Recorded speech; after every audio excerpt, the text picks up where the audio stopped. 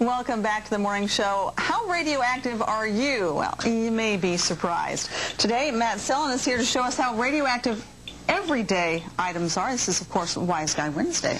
There are a lot of things in our house which are pretty radioactive. You know, you've scared me this morning. Oh, you don't have to worry, because there's radiation all around us, and there's nothing we can do to get away from it, so we should just be used to it. In fact, we are used to it. Yeah. So before I start, I forgot to mention last week, Cassidy Voorhees is the person who sent in that great answer about the exoskeletons, and she's from Cerro Gordo, and so I just wanted to mention her name real quick. Okay, well, congratulations. Right, so we've talked about atoms before and how there are solids, liquids, and gases and so on. What's inside the atom? How's an atom made? And there's this little tiny thing called a nucleus, and that's what determines the behavior of radioactivity, basically. And so atoms are, if you imagine an atom being the size of a beach ball, the nucleus would be the size of a grain of sand. That's right in the middle of the beach ball. It's very, very tiny, but most of the mass of the nucleus is in there.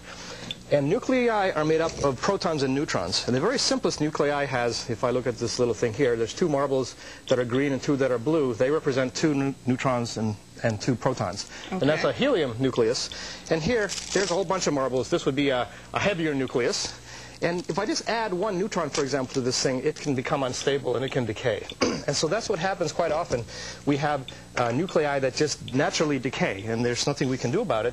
And they tend to decay by giving off alphas or betas or gammas. And alphas are just these kind of little nuclei, little helium. Betas are electrons, and gammas are just high-energy light. Okay, so that's what radioactivity is. So the question was for this week, what's the most radioactive thing in your home? What contains a lot of these kind of nuclei? And there's lots of answers, and the best one I got was from Sherry Givens in Catlin, and she said, the smoke detector in your house. That was my guess, but that's not... And we can try this. Here, you have the Geiger counter. And we let Robert have the Geiger counter today. And you can hear that thing ticking like crazy, and your little dial over there has gone off scale. Now, people shouldn't worry, because this is all contained inside. Now, if I put this little shield over there, you'll see it doesn't really go off anymore.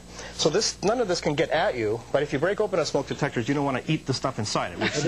For many reasons. Does it build up inside the shield, so if you were to remove that, you get a big burst of it? Or? No. So what this happens is there's a little bit of americium-241 in there. It ionizes the air inside this little container, and then that gives you an electrical current. And when smoke gets in there, it messes up that ionization, and the current stops. Oh. So that's how the smoke detectors work. When that current disappears, the alarm goes off. And so, but there are other things that are very radioactive in your house. If you have an old watch with a radium watch dial... This is my part.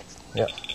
You can see that this thing sends the scale way off scale. And you were just mentioning there's an old watch factory not far from here where these used to be made. Yeah. Old orange plates. Shocker here.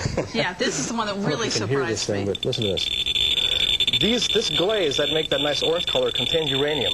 And they used to use that when they made just regular kitchen plates. What is this called? Fiesta ware? I don't. And it's primarily the orange ones. It's not the green, the blue. It's I'm not sure about the manufacturer. That does sound familiar. That's not just stuff laying around that's radioactive. It's stuff we put like we eat, so here you are. You're carving on this thing, and then you're sopping up the stuff and you're putting it in your mouth. So that's not such a great idea. Great. If you go camping, you may use these lanterns. Oh, yeah. And so there are these little sheaths that you put... Those are the mantles that they put inside, and you use that to get the fuel to it. And they have something called thorium on them, which makes that nice bright glow, but it's also radioactive. All of these things have a half-life of billions of years, by the way, so this thing will be just as radioactive a long time from now. Oh, good. Great. We're looking forward to that one. Right. By the way, half-life means how long you have to wait before half of the radiation has decayed away. Okay. Bananas, things that contain potassium are slightly radioactive. You can't see it with this thing because it's very, very slight. And that's my point, is that everything, even in our bodies, it's very, very slightly radioactive. If you had a very sensitive detector, you could notice this. Okay. But, of course, you can't. So even though we've got lots of radiation, it's nothing to worry about? It's nothing to worry about. Okay. Absolutely not. We'll be back with more from Matt's later. Still ahead on the morning show, we're going to take you for a getaway in today's Wish You Were Here segment. Plus, a look at today's weather. Stay with us.